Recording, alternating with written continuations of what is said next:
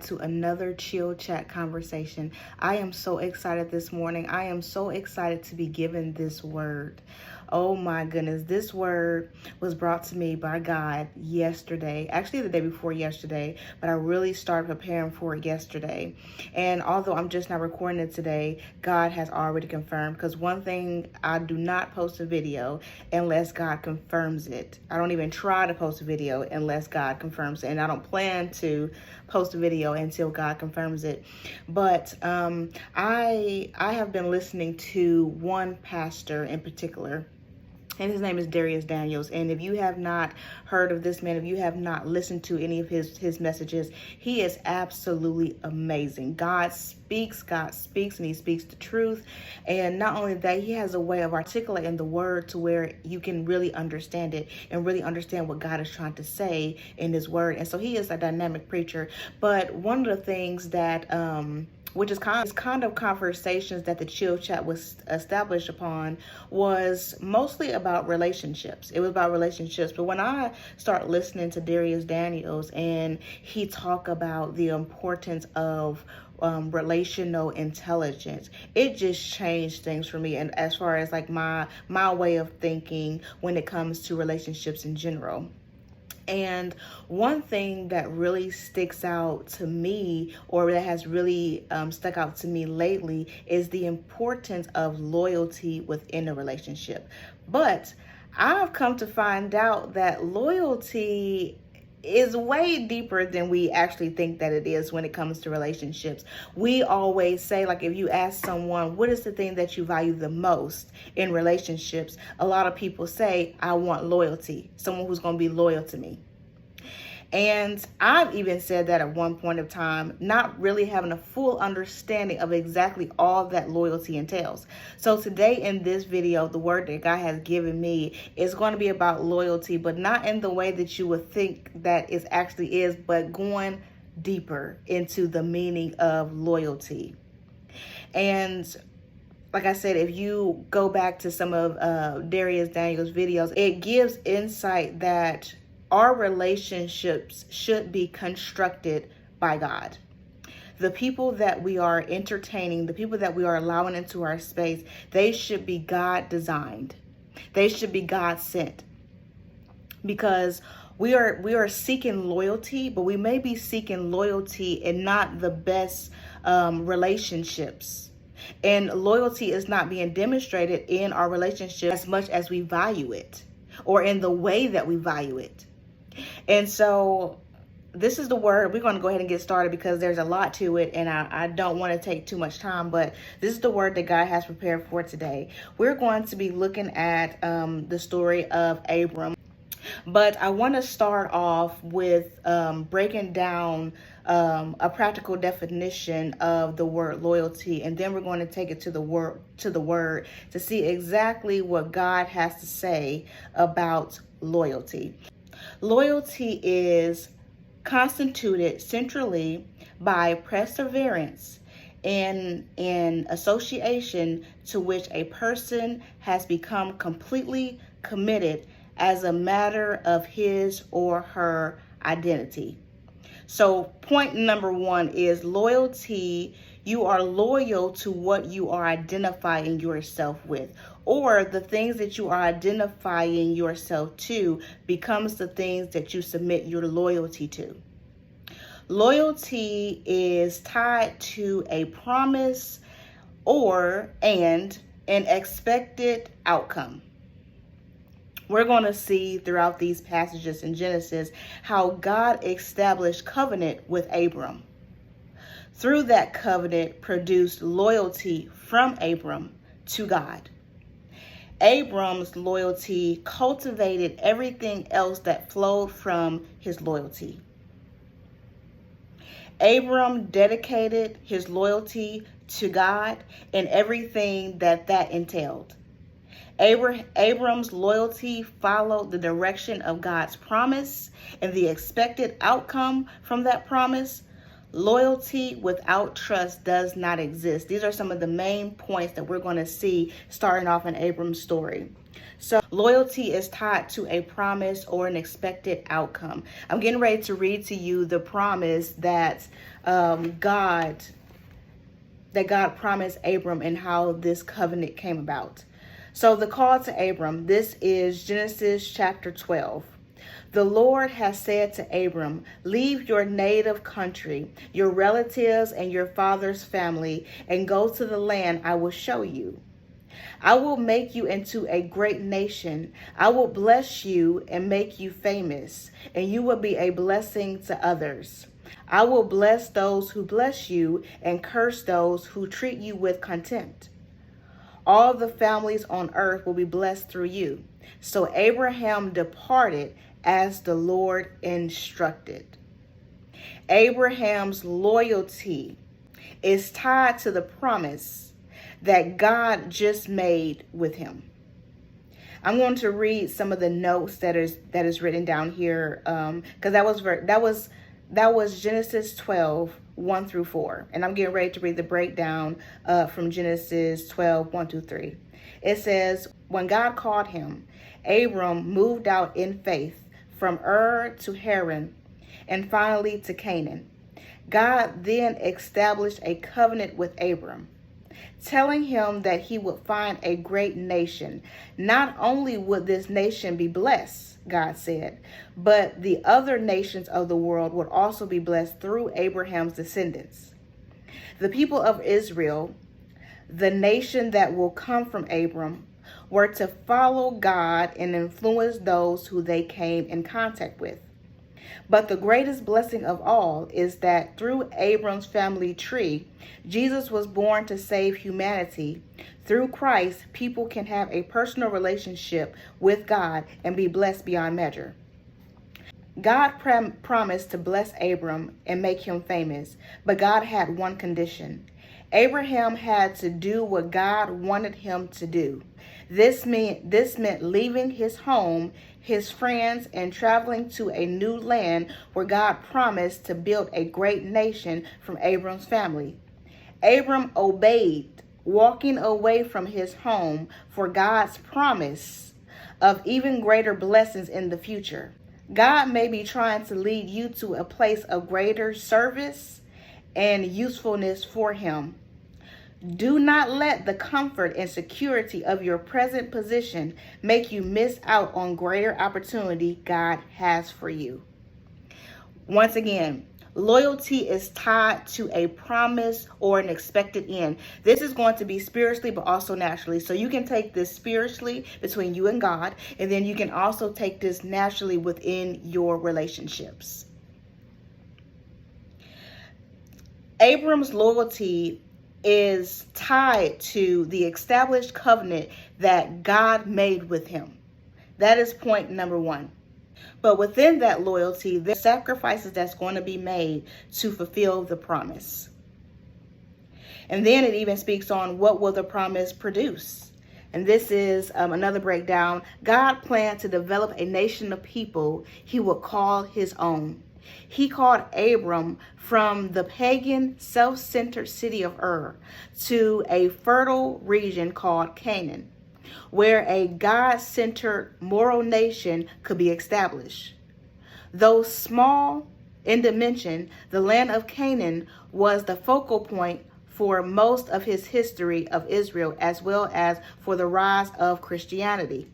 This small land gave to one man, Abram, has had a tremendous impact on the world history. That states right there that our loyalty to the things that we are being loyal to goes way beyond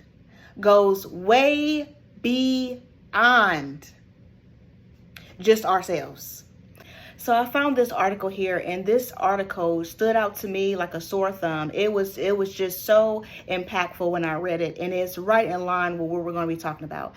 And this is like I said, this can be used in a practical sense, or this can be even used in the spiritual sense. It says the nature of loyalty attachment is a matter of debate. The strong feelings and devotion often associated with loyalty have led some to assert that loyalty is only or primarily a feeling or a settlement, an affective bondedness that may express itself in deeds. Argumentatively, the test of loyalty is conduct rather than intensity of feeling, primarily a certain level of perseverance. The loyal person acts for or stays with or remains committed to the object of loyalty even when it is likely to be disadvantageous or costly to the loyal person to remain so. Another thing that really stood out to me, and this is under the context of the nature of loyalty, as a working definition, loyalty can be characterized as a practical disposition to persist and an associated attachment where that involves a potential costly commitment to secure or at least not to jeopardize the interest or well-being of the object of loyalty. For the most part, an association that we come to value for its own sake is also one which we come to identify with. The things that you are identifying yourself to is the thing that's going to identify you to your loyalty. There is no loyalty without identification. There is no identification without loyalty. So the things that you are identifying yourself to is a primary representation of what you are giving your loyalty to. So now we're going to go past a couple of chapters. We're going to go to chapter 21. And within this breakdown between chapter 21 and 22, we're going to see that there is actually three to four examples of loyalty. We're also going to explore three major concepts within these texts. And it's going to be that, number one, loyalty is tied to a promise / expected outcome. The concept of loyalty to loyalty. Number two, what will the promise produce and what will loyalty produce? And then three is going to answer the big questions. Can you have loyalty outside of God? I'm so excited, guys. So let's go ahead and get into it. What I'm going to do, I think I want to start off by go ahead and reading chapter 21, and then I'm going to come back and break it down, and then read chapter 22 and then come back and break it down.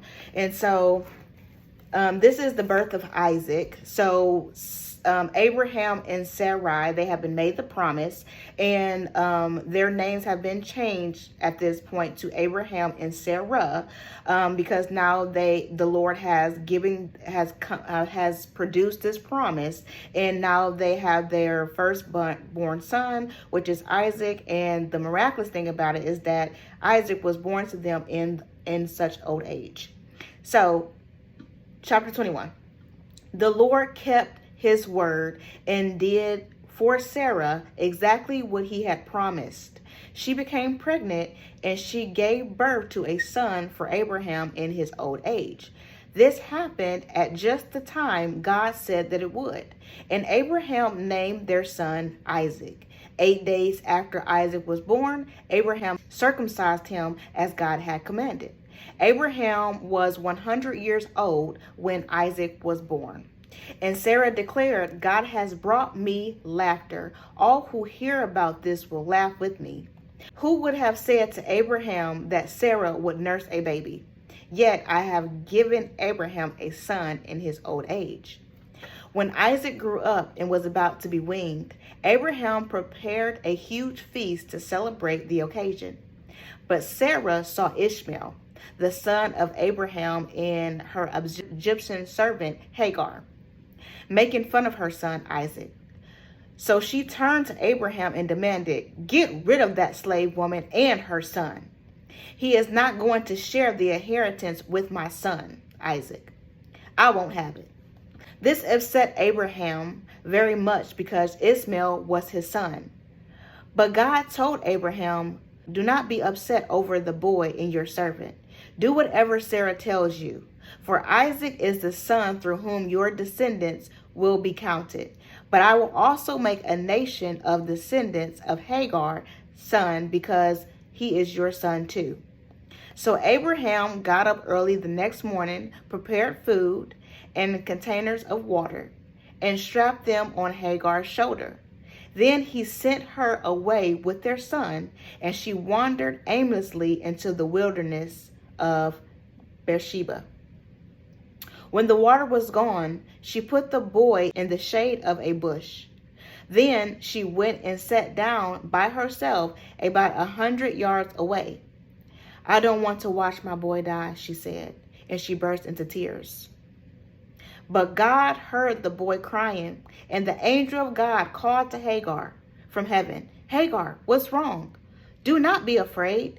God has heard you from heaven. God has heard the boy crying, and he lies there. Go to him and comfort him, for I will make a great nation from his descendants. Then God opened Hagar's eyes, and she saw a well full of water, and she quickly filled the water container and gave the boy a drink. And God was with the boy as he grew up in the wilderness. He became a skillful archer, and he settled in the wilderness of Paran. His mother arranged for him to marry a woman from the land of Egypt. About this time, Abimelech came with Philahal, his army commander, to visit Abraham. God is obviously with you, helping you in everything you do, Abimelech said. Swear to me in God's name that you will never deceive me, my children, or my descendants. I have been loyal to you, and so now swear that you will be loyal to me in this country where you are living as a foreigner. Abraham replied, yes, I swear to it. Then Abraham complained to Abimelech about a well that Abimelech's servants had taken by force from Abraham's servants. This is the first I've heard of it. Abimelech answered, I have no idea who is responsible. You have never complained about this before. Abraham then gave some of his sheep, goats, and cattle to Abimelech, and they made a treaty. But Abraham also took 7 additional female lambs and set them off by themselves. Abimelech said, why have you set these 7 apart from the others? Abraham replied, please accept these 7 lambs to show your agreement that I dug this well. Then he named the place Beersheba, which means well of oath, because that was where they had sworn the oath. After making their covenant to Beersheba, Abimelech left Philahal, the commander of his army, and they returned home to the land of the Philistines. And Abraham planted a teramos tree at Beersheba, and there he worshiped the Lord, the eternal God. And Abraham lived as a foreigner in the Philistine country for a long time. So now I'm going to go through and break through. I'm going to be breaking down key components of what loyalty entails. So verse 1, and we have component number 1. It says that the Lord kept his word and did for Sarah exactly what he had promised. Loyalty is tied to God's word, his promise, and his expected outcome. Whenever you are in a relationship or you are being loyal to something, the relationship seeks its outcome based on the words that are spoken, the promises that has been made, and the outcome on which those promises are producing. It says that she became pregnant and she gave birth to a son for Abraham in his old age. This happened at just the time God has said it. Also within that, signs will follow the words being spoken and the promises put in place. There will never be a promise without signs that's going to fulfill that promise, because this increases faith in the promise, which in turn strengthens the loyalty that the promise is existent upon. Component number 2, which can be found in verse 4. Verse 4 says that 8 days after Isaac was born, Abraham circumcised him as God had commanded. Loyalty keeps the commitments that identifies it to its promise. We always hear people say that actions speak louder than words. Actions speak louder than words. I can see your commitment through the fulfillment of the promises through your actions. Otherwise, this will allow room for doubt in the purpose and in the promise. Component number 3, which is found in verse 6, which reads, "And Sarah declared, God has brought me laughter. All who hears about this will laugh with me." Component number 3 is loyalty projects out of you and reflects from you positive responses and emotions. It bears witness to the promise. Component number 4 is found in verse 8, which reads that when Isaac grew up and was about to be weaned, Abraham prepared a huge feast to celebrate the occasion. Component number 4 is the promise must be nursed into its development through your loyalty. Component number 5 can be found in verse 9, where it says, "But Sarah saw Ishmael, the son of Abraham, and her Egyptian servant Hagar, making fun of her son Isaac." So one thing about this is, although you can be in covenant with God and is literally carrying out the promises of God, that does not mean that some things from the past is not going to show up and have a way of smacking you right in the face. So for those of you who do not know the other part of the story, which we're not going to get too much into, but the other part of the story is that Sarai, she doubted God in his promise that she was going to be able to give birth to a son. She became impatient with God and impatient with the results of the promise, that what she decided to do is she decided to take matters into her own hands. And she told Abram, she said, "Hey, there is no way that I'm going to bear you a son. But Hagar, our servant, she is young and healthy and she can bear as many kids as God would allow her to. So I suggest to you, Abram, my husband, that you take our servant Hagar, sleep with her, and conceive a child." Abraham is like, "Excuse me? You want me to do what?" What? Don't ever think that cheating in relationships is acceptable. You are to be faithful to who you are identifying yourself to, period. But for some reason, Sarah, in her doubtfulness, she decided to say, "You know what? I'm going to open our marriage. And I'm going to give you permission to sleep with our servant Hagar, so you can fulfill the promise that God has promised you." First off, I want to point out, so you can fulfill the promise.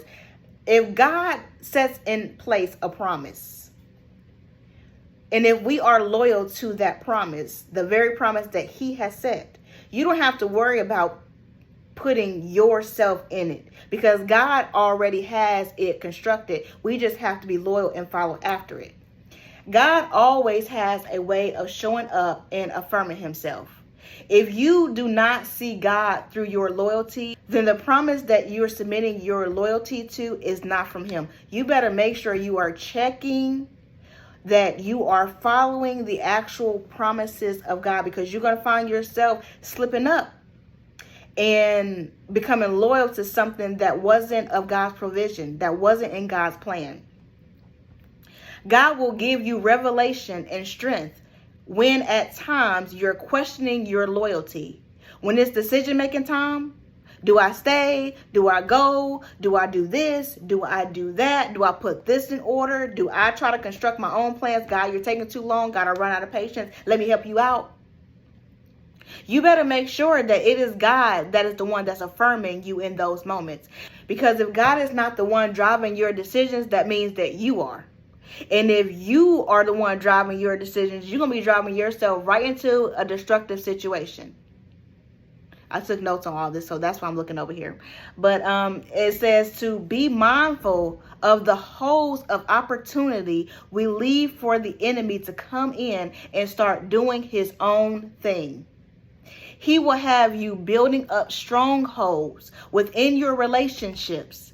And that in itself can literally destroy someone's loyalty to that person and to the promise that's already have been established. Don't be deceived by the enemy, because all he needs is one thought that can literally debilitate your loyalty and throw you off track completely. These are the things like God was like, when God had gave me this word, I had took notes and stuff on it yesterday. But when he woke me up and was like, literally like, okay, this needs to be in there. This needs to be in there. So I'm like halfway asleep and I'm like, okay, God, let me get my notes. Let me get my phone. Let me take notes. And I was literally like trying to like capture everything that God was saying. And thankfully I was able to transport them from my phone to my computer so I can look at it during here, because like God was just speaking so strong. And it's just like, there is so many times that we're thinking that we're following the plan of God, but what we're doing is we're off track. We're off track because we're sticking our hands into things where it doesn't belong, which comes back again, like, can we really have true loyalty without God being involved? I don't think that you can, because loyalty is tied to a promise, the promise given by God, the promise that is being set by God.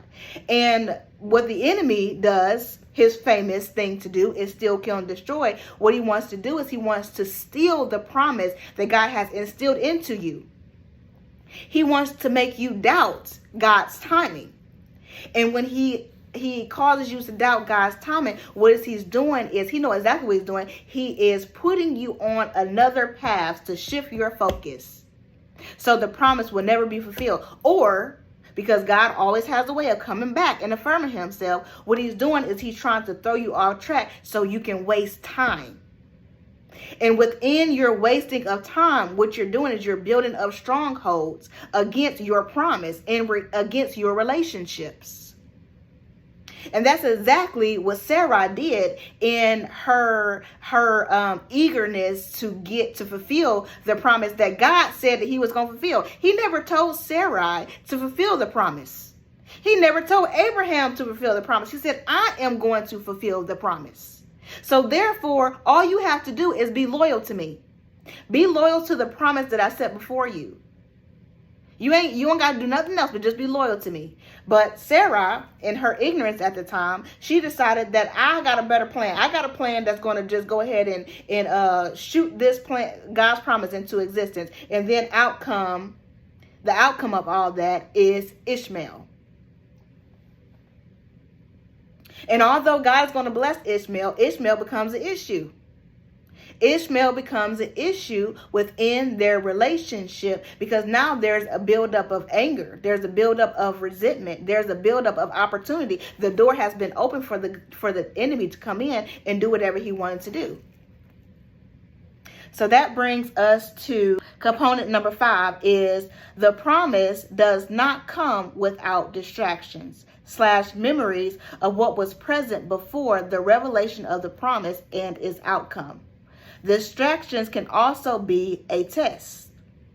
Distractions have the potential to produce / project negative responses and emotions when they approach themselves against the promise and its outcome. So I want to read to you guys the scenario that's happening right now. When Isaac grew up and was about to be weaned, Abraham prepared a huge feast to celebrate the occasion. But Sarah saw Ishmael, the son of Abraham, and her Egyptian servant Hagar making fun of her son Isaac.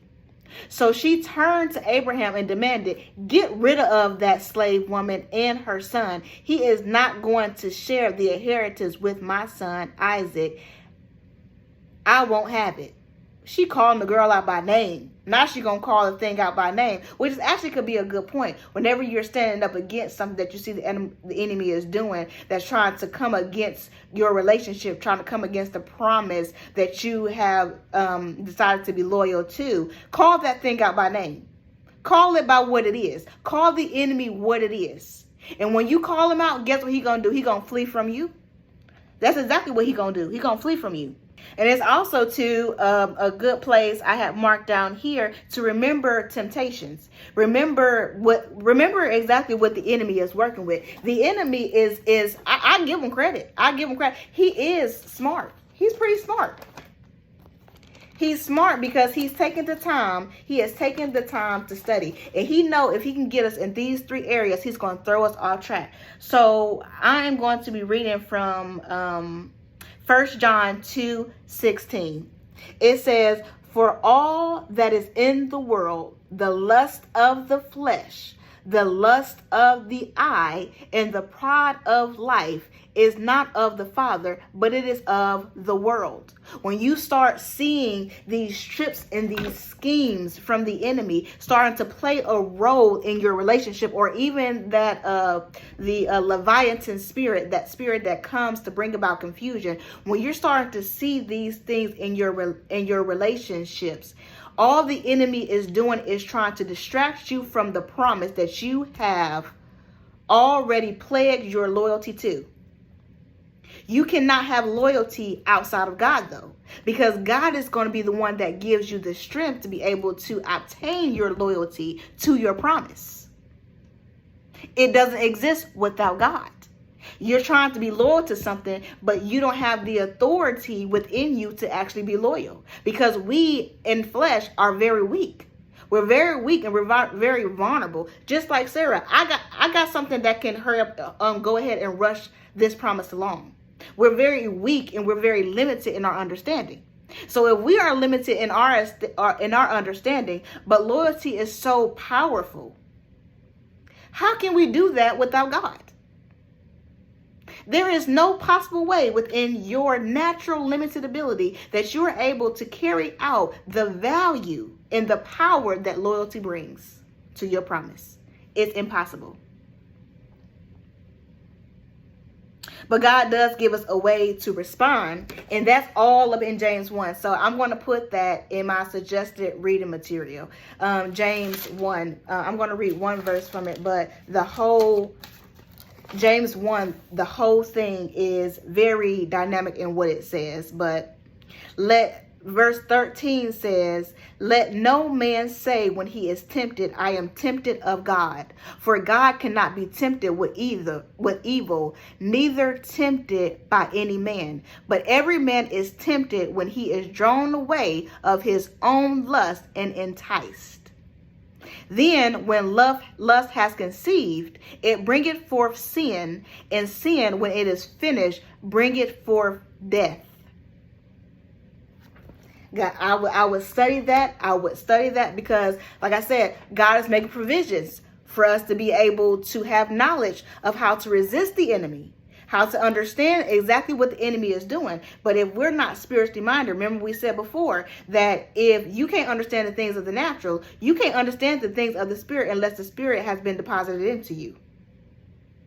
So once again, how can you be loyal? How can you commit to loyalty outside or being separate from God, the one who gives you the power to demonstrate that kind of commitment?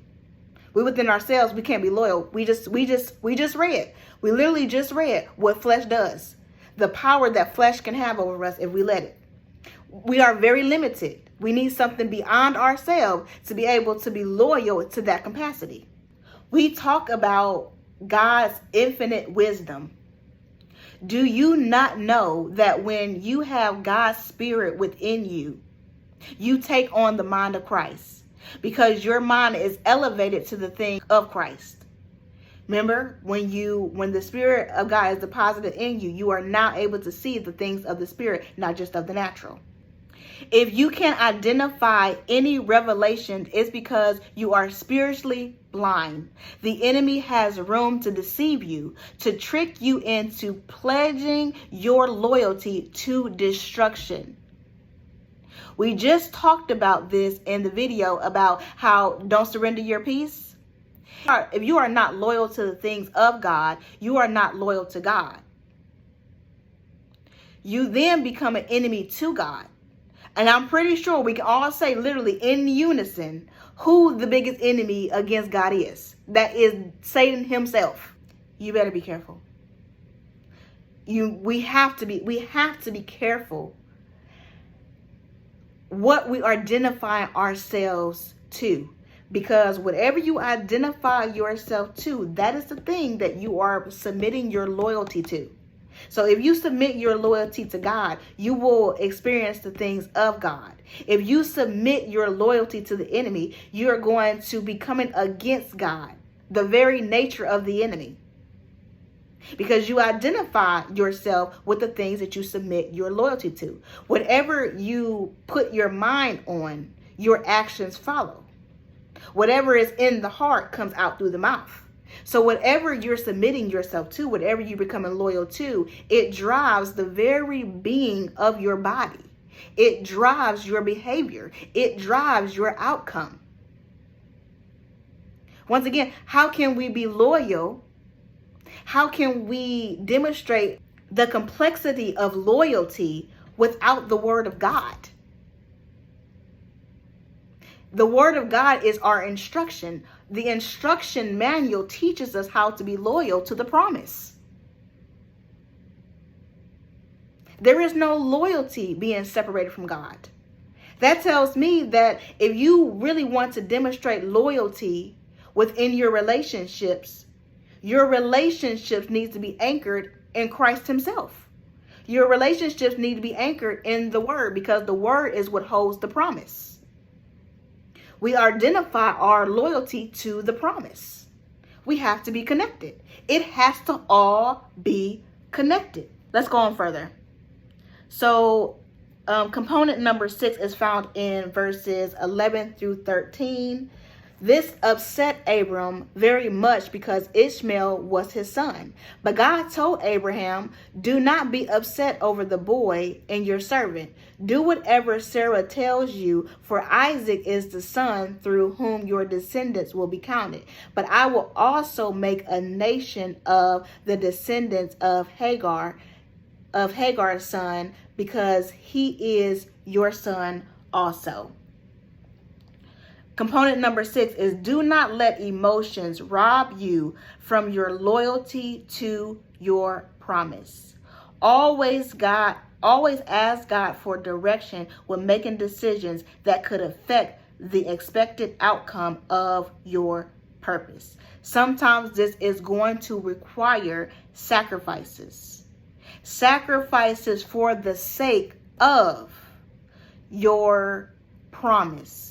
This brings me to the point of, we talked about how sometimes it is the sacrifice that grants us the biggest outcome. And sometimes, unfortunately, that does correlate to the separation of some things. And it's very interesting that, especially like in couples counseling, you have couples come in there and they strictly have their perception, and their perception is right. And so there is very little compromise within the two to bring about the revolution that's needed to be committed to the loyalty within that relationship. You have a lot of people out here that's not wanting to compromise, that's not wanting to sacrifice. When Christ literally showed us that it was his ultimate sacrifice that even allows us to be committed to him the way we are, and to have the relationships that we have. But we have a lot of people who are stuck in their own mentality, and they don't want to surrender sacrifices to the things that's going to keep them loyal to the promise they established within their relationship. So now you have an immense amount of divorces and separations, people living separately even though they are married, because they don't want to make the sacrifices necessary to remain loyal to the promise that they established within their relationship. You got people reading vows, promises to remain loyal to, but a sway of the wind, a trick of the enemy, causes them to now file divorce papers and separate themselves from the promise they deem to be loyal to. See how the enemy works? So once again, how can you be loyal without being connected to God? You can't. It's impossible. Component number 7 is found in verse 14. And I love that Abraham, in several verses, even when we read back in chapter 12, it continuously states that he responded quickly. Abraham responded quickly. When God spoke a word, he responded quickly. He didn't waste no time. He didn't give room to the enemy. He responded quickly. God, you speak, I respond. So in verse 14, it states that, so Abraham got up early the next morning, responded quickly, prepared food and a container of water, and stripped them to Hagar's shoulders. Then he sent her away with her son, and she wandered aimlessly until the wilderness of Beersheba. I have on here for component 7 is that loyalty cultivates a heart of preparation for what is to come after the sacrifice. Woo! That when God was writing that for me, I was like, whoa, Lord, you just said that. It says you will have a peace about the sacrifice and the decision that you have made. This right here is demonstrating a level of peace that came after his decision to remain loyal to the promise that God has set from him and Sarah. Because remember, God said, but Abraham, don't be upset over the boy and of your servant. Do whatever Sarah tells you to do, because you too are the one that's in covenant with me. Now Hagar, I'm going to still bless her. He's still your son. I'm going to bless Ishmael. But my promise, because I have an expected end that I got to get to. This promise ain't just for you and for your family, but it's for nations, because Jesus Christ will have to come through your bloodline. So we got to stay focused here, okay? Don't get upset. Don't let emotions carry you to this place where you're getting ready to deny me of your loyalty. Don't do that, Abraham. I got you. I got you. I got her. I got your son. But right now, I'm needing you to listen to Sarah. Listen to Sarah, because I have covenant between you two that's going to establish a nation. So come on back. Come on back. So it says that you will have peace about the sacrifice. Sometimes loyalty causes separation for the promise to protect God's vision. And I'm going to go back to the comment here. I'm going to go back and read the this commentary, this breakdown of the scripture for 12:5, and it says that God planned to develop a nation of people he would call his own. He called Abraham from the pagan, self-centered city of Ur to a fertile region called Canaan, where a God-centered moral nation could be established. Though small in dimension, the land of Canaan was the focal point for most of the history of Israel, as well as for the rise of Christianity. This small land given to one, Abraham, has had a tremendous impact on the world. We have to stay focused on the promise, because we, in our limited wisdom, until God gives us revelation after the Spirit has been departed into us, we don't have full understanding of what all God is doing. We talk about God's infinite wisdom. We talk about how strategic he is, how calculated he is. And sometimes we mess up when we don't take God at his word, because we don't fully understand what's going on. We have to be loyal to the promise and loyal to God at the same time. We have to be loyal to the fact that we understand that God is making provisions, not only for us, but for others connected to us, and then those who stems from those connections. It's literally all connected, guys. It says that this requires all parties involved to understand their contribution to the promise and the outcome. Sarah understood that Isaac, it has the inheritance. I'm very sure now Sarah is now very sure that God has fulfilled the promise, and that Isaac is going to have an inheritance. Abraham is also living within that same mindset. So every contribution that he makes to Isaac is in preparation for God's continued vision to prevail. So if they didn't have that establishment, if they didn't have that that perception of what God had promised them, exactly what's getting ready to happen, Hagar could have came in as the enemy and really ruffled some feathers if they would have gave opportunity. But God said, no, you follow what Sarah is saying. I got your back, though. I got your back. I know you can't see it, but I'm going to do amazing things with him too. But I need you to stay surrendered to the loyalty you have to what I promised of you. Let's continue a little further. Component number 8 is found in verses 11 through 20, which we pretty much read, but I'm going to read where I stopped at. It says, when the water was gone, let me make sure I'm not going too far. Yes. When the water was gone, she put the boy in the shade of a bush. Then she went and sat down by herself about 100 yards away. I don't want to watch the boy die, she said, as she burst into tears. But God heard the boy crying, and the angel of God called to Hagar from heaven, Hagar, what's wrong? Don't be afraid. God has heard the boy crying as he lies there. Go to him and comfort him, for I will make a great nation of his descendants. Loyalty produces extreme outcomes. And because Sarah and Abraham remained loyal to God, even Hagar, this is another example. I told you there are three to four examples right here of great examples of loyalty.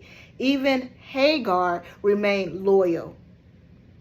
Although she remained to something loyal, she remained loyal to something that was unknown to her at the time. She still remained loyal, and she knew exactly who to seek. When she got down, she cried out.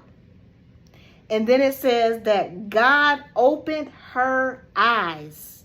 So it says that component number 8 is Hagar symbolizes a distraction that was handled, but God always has a way of making good from a negative situation. So he was able to separate Hagar from that situation and bring about the promise that he needed to be fulfilled.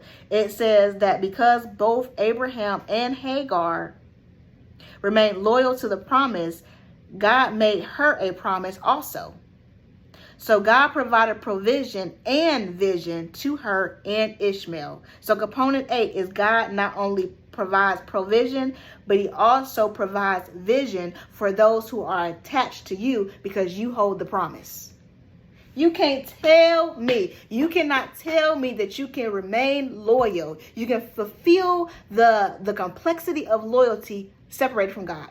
You cannot tell me. You cannot tell me, and that's exactly what God is trying to tell us today.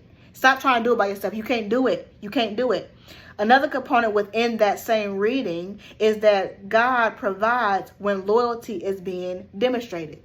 God opened her eyes. He allowed her to be able to see. And she saw a well of water, provision. God provided provision.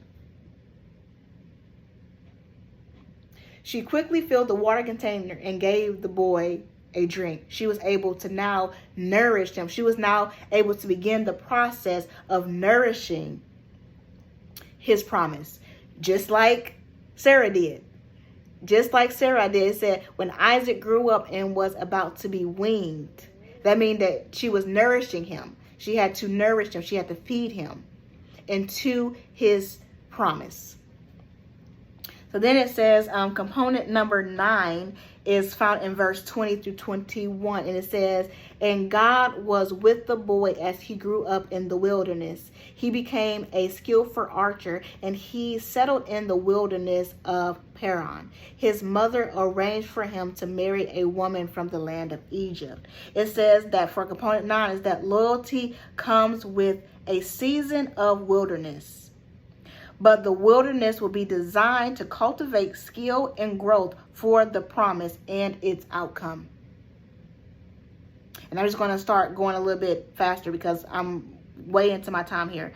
Verse 22 is, component 10 comes from verse 22, where it says that about this time, Amalek came to Philahal, his army commander, to visit Abraham, God is absolutely with you, helping you in everything that you do, Amalek said.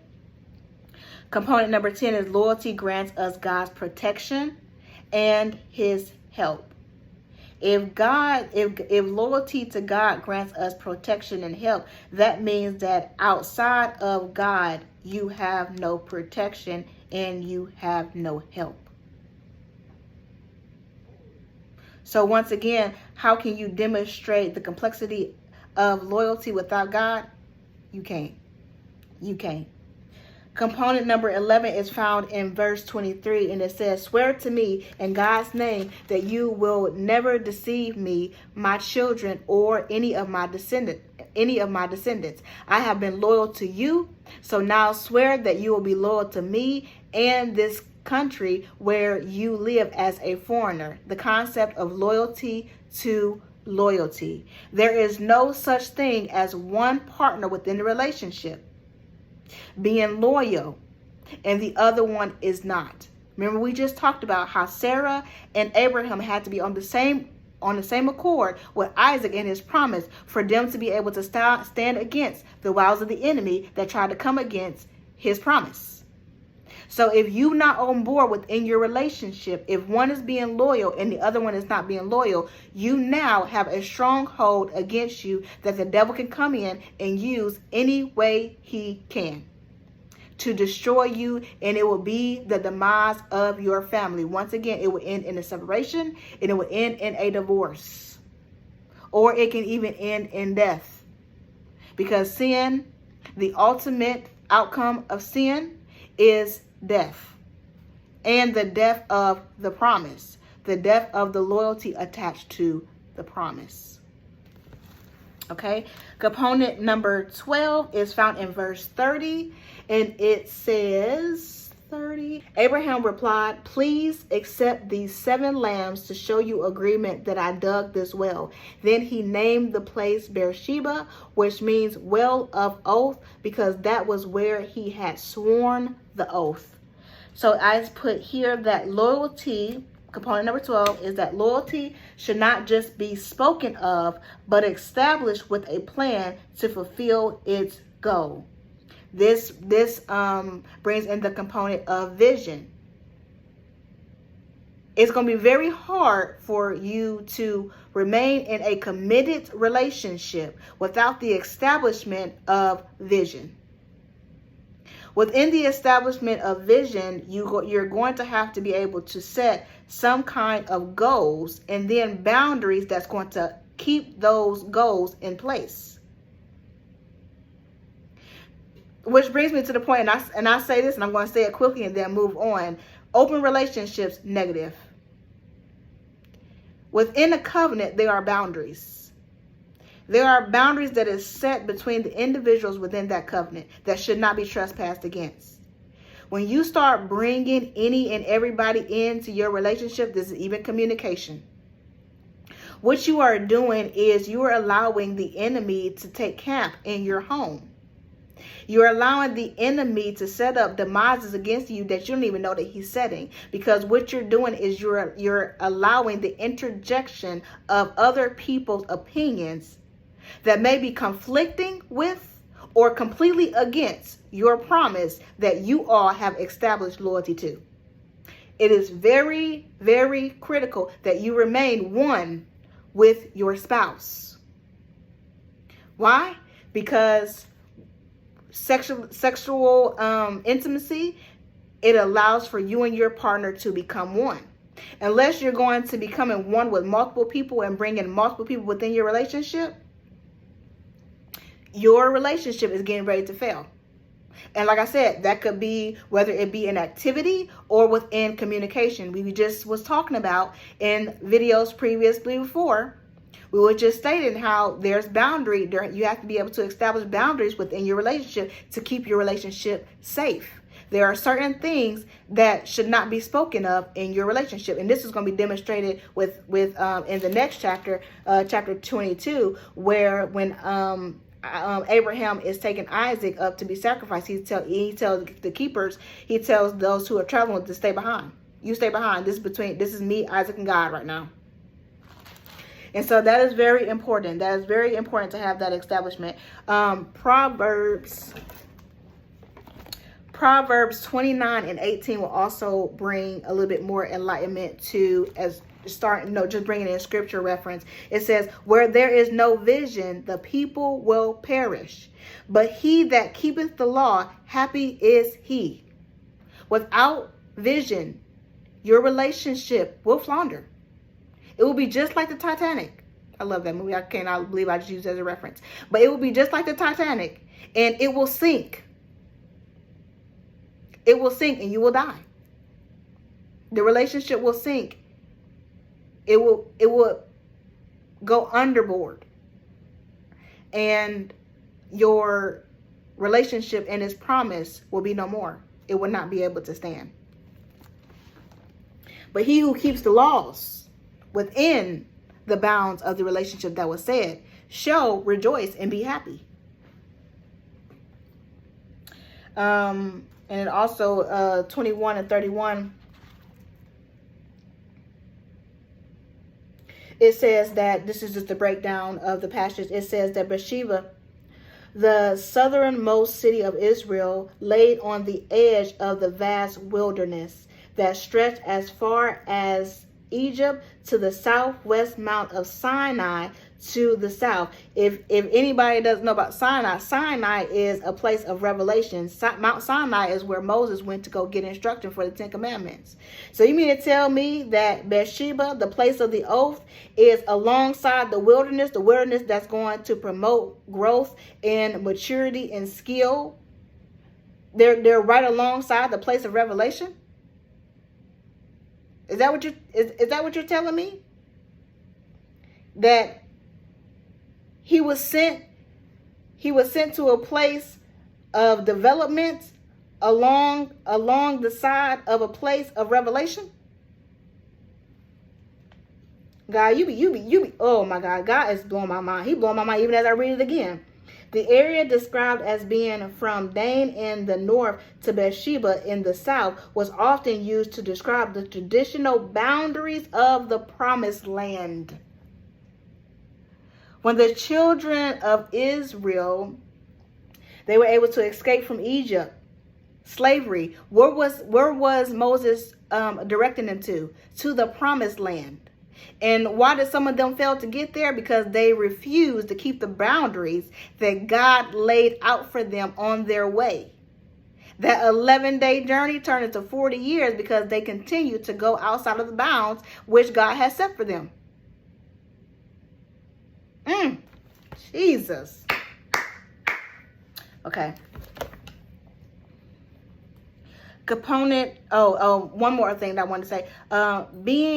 This also brings into the component of being unequally yoked, because you can establish all the boundaries that you want to, but if you are unequally yoked, you will not even be able to remain loyal to those boundaries anyway. It says being unequally yoked would make loyalty extremely difficult.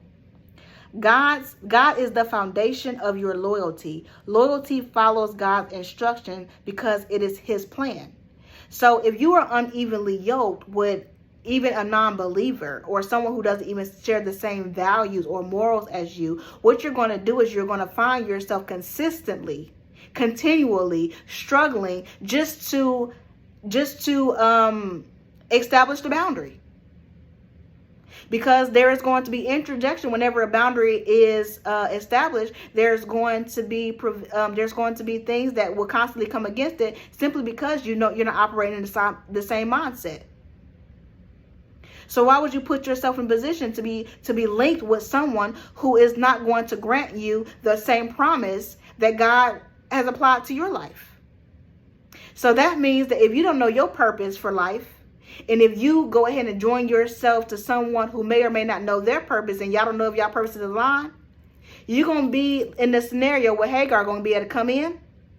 She's going to make one wrong look at you, and the devil is all up in it. The Leviathan spirit going to be all up in it. Because you can't even simply establish a boundary that you guys are going to stand firm-footed on. Because you're unequally yoked. Y'all, God is trying to speak. God is trying to speak very clearly. Component number 13 is found in verses 32 to 33. And it says, after making their covenant at Beersheba, Amalek left with the commander of his army, and they returned home to the land of the Philistines. Then Abraham planted a marskis tree at Beersheba, and there he worshiped the Lord, the eternal God. And Abraham lived as a foreigner in the Philistine country for a long time. I put for component 13 is that loyalty plants a seed strong enough to produce a strongly rooted tree. This speaks to the foundation of the promise and the loyalty that the promise is built upon. And I have reference here, Isaiah 26 and 16.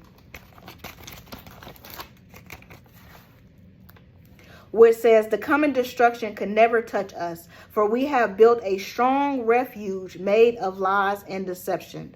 Therefore, this is what the sovereign Lord says. Look, I am placing a foundation strong in Jerusalem, a firm and tested stone. It is a precious cornerstone that is safe to build upon. Whoever believes need not to be shaken.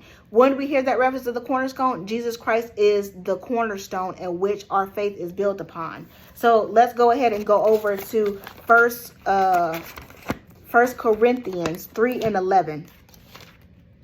It says, because of God's grace to me, I have laid the foundation like an expert builder. No others are building on it.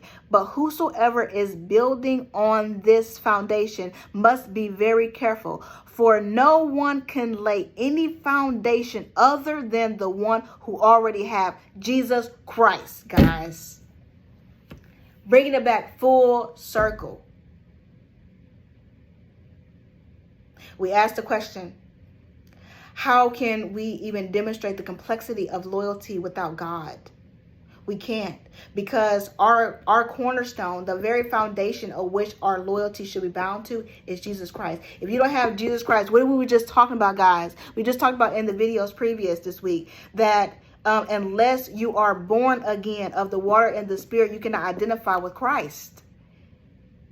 If you didn't identify with Christ, how are you going to be a part of his cornerstone? How are you going to be protected? How are you going to be kept safe? How can you demonstrate such a complexity of the Spirit without identifying with the one who gives it? You can't. And what do we say about Jesus Christ? He is the Word of God. Y'all, God is speaking. God is speaking. He is trying to get us to clearly see. You cannot plant yourself on a foundation other than Jesus Christ. You will founder. You will fall apart. The enemy will be able to come in and slice and dice you up. He'll be able to send the Leviathan spirit of confusion. He will knock you down before you even get started. The last reference to this is Psalms. Did I mark it? I guess I didn't mark it. It's Psalms 1 and 3.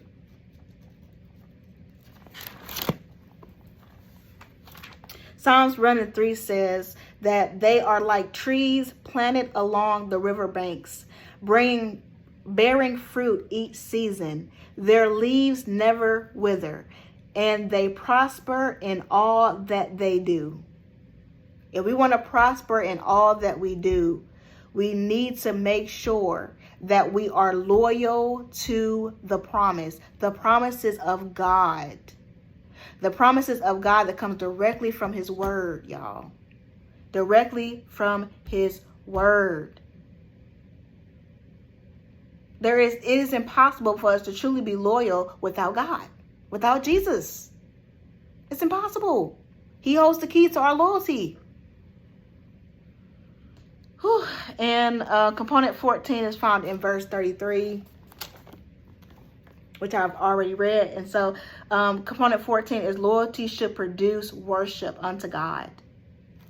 And read comment 12 and 27.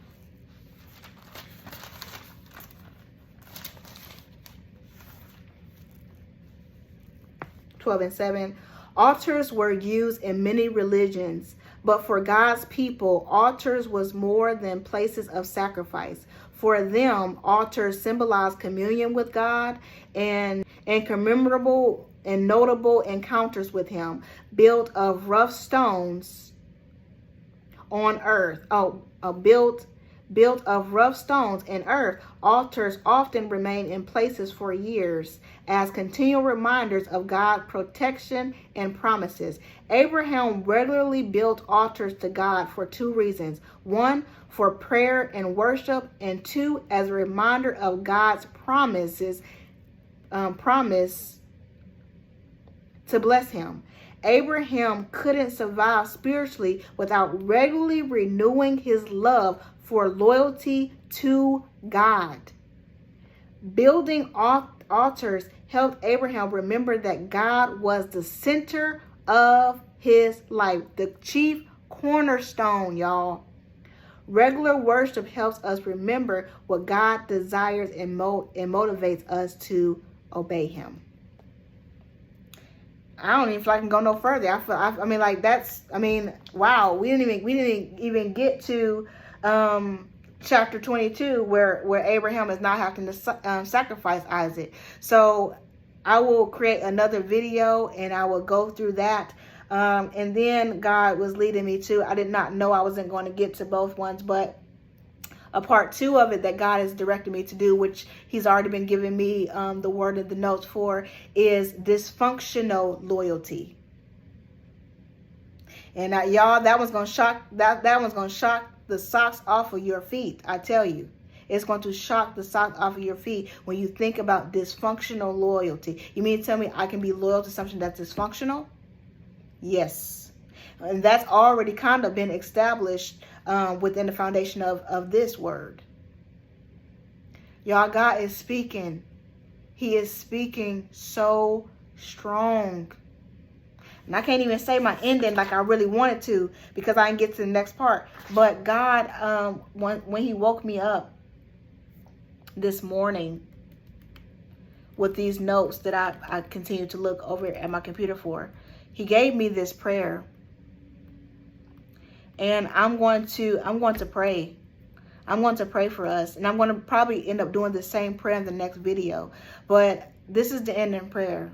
And if you will pray with me, that God will open your eyes to understanding, because I don't want the enemy to have no. God is sending out his word. He's sending out his word as final instruction. And I don't want none of us to miss it. I'm so glad that God has had me in the consecrated season that he has had me in. And God is doing things quickly. With the people that God is surrendering to God, he's doing things quickly. It ain't taking a year or two for people to get back in line with God and for God to start doing his thing, because God is on the time limit himself. He has provision of his time limit too. And so I'm going to pray this prayer, and I pray that it may touch somebody. Inside it says that, God, there has been things that we have been attached to. Things that we have been identifying ourselves to that simply does not line up with your will for our lives. And we identified ourselves to promises that you didn't give, that you didn't affirm, and that you did not confirm. And now we have been left in confusion in this loyalty. God, I pray today that you would unconfuse us. God, send revelation and peace to our situation. God, cause us to question the things that we have been loyal to that separates us from your will instead of bring us into divine alignment in order of your will. God, I pray for the cancellation of our plans. God, that is not of your will. That is of self-seeking desires. God, shift our mindset. Shift our desires, oh God, so that your loyalty lies within, so that our loyalty lies within you and only you and not in ourselves.